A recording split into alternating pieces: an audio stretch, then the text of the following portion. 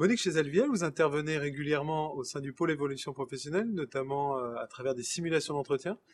Je crois que vous en faites au moins une par mois. Alors, première question, quels conseils pouvez-vous donner à nos anciens ESCP pour réussir leur gestion de carrière, notamment en tant que manager? Apprendre à savoir gérer leurs inspirations professionnelles et personnelles.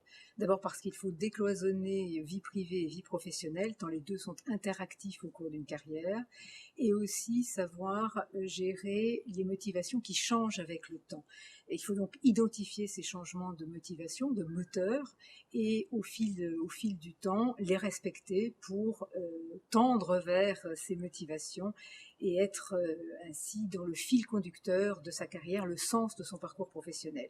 Et puis comme on fait bien ce qu'on aime faire, et il faut aussi rechercher le plaisir au travail, le plaisir de faire. Et oui, pour autant, l'environnement devient de plus en plus complexe, on a le temps de rien, il y a beaucoup de pression. Alors, comment faire? Trois éléments majeurs. D'abord, il faut s'autoriser à prendre du temps pour soi, à prendre du temps de réflexion. C'est essentiel et d'autant plus dans le monde où nous sommes, hyperactifs, avec des urgences dans tous les sens.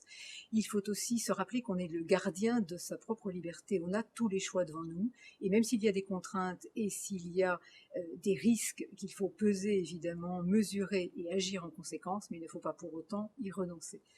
Et enfin, il faut oser, bien sûr, oser le changement, mais aussi oser aller vers ses envies, parce qu'elles sont légitimes, et que c'est quand on va vers ses envies qu'on trace un parcours de carrière réussi.